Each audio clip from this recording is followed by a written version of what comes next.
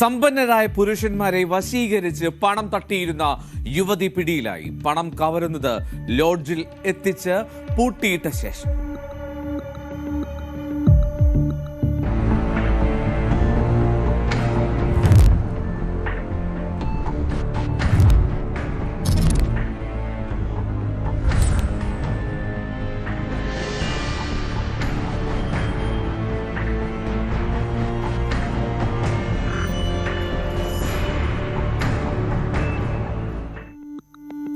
കർണാടകയിലെ ബെലഗാവിയിൽ നടന്ന സംഭവത്തിലേക്കാണ് ആദ്യം പോകുന്നത്.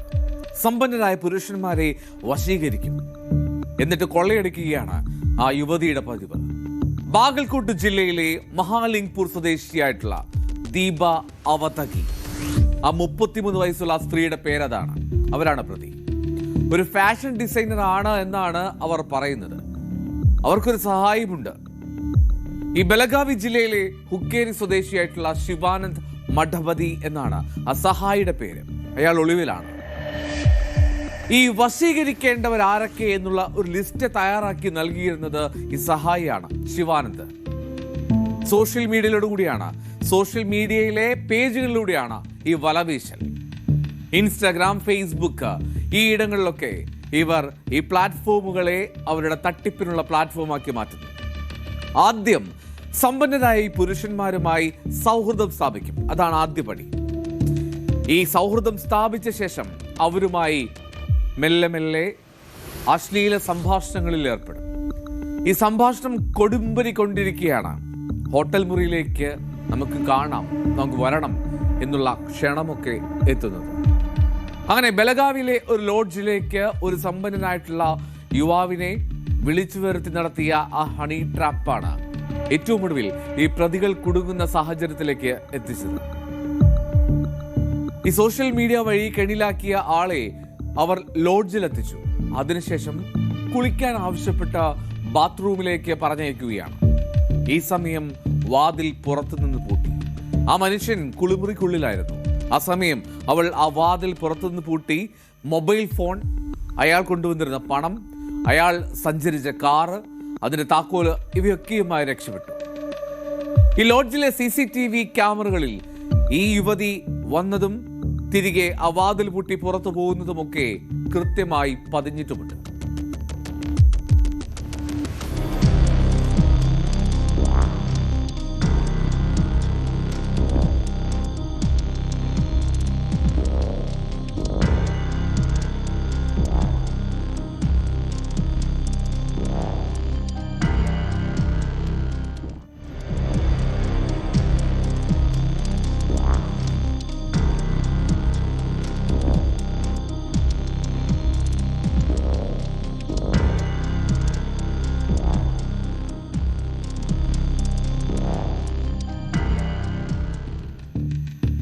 അകത്ത് അങ്ങനെ കുടുങ്ങിക്കിടന്ന അയാളെ മറ്റൊരു ഫോൺ നമ്പറിൽ നിന്ന് വിളിക്കും.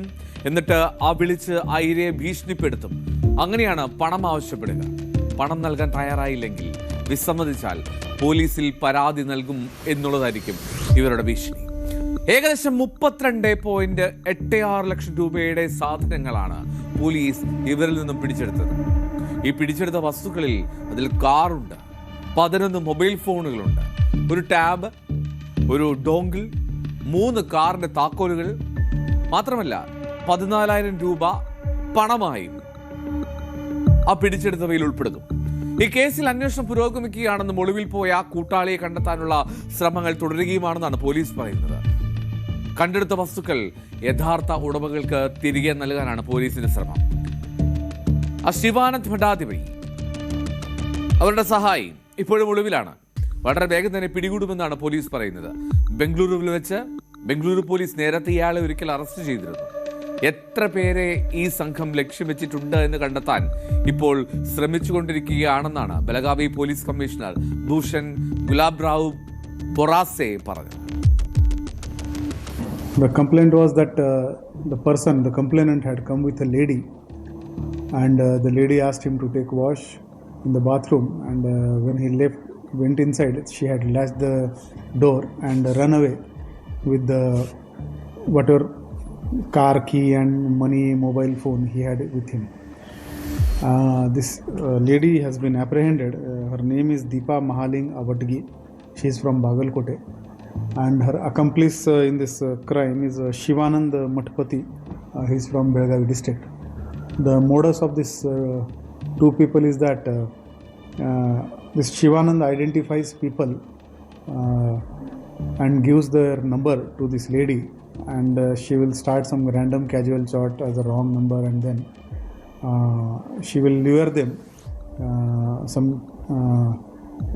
further through the phone calls and messaging, and finally she will give the offer of going to some lodge, where this person goes to a lodge. She locks him in the bathroom and then runs away with his property.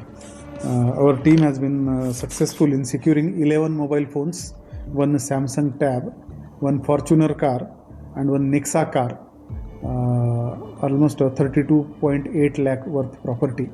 Now it will be returned to the rightful owners.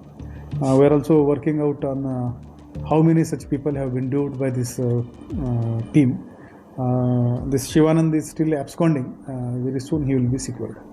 Earlier arrested in Bangalore by Bangalore police also.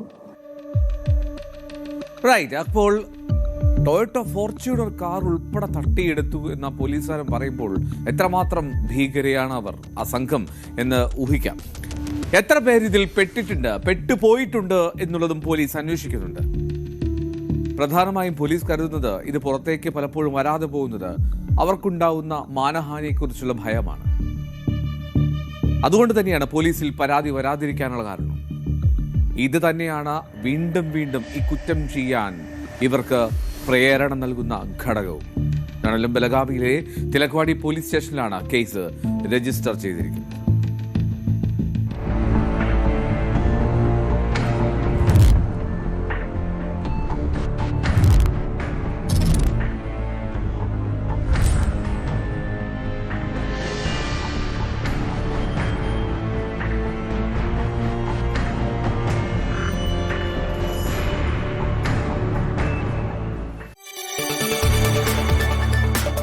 കൂടുതൽ വാർത്തകൾക്ക് news 18 Keralam YouTube channel subscribe ചെയ്യുക.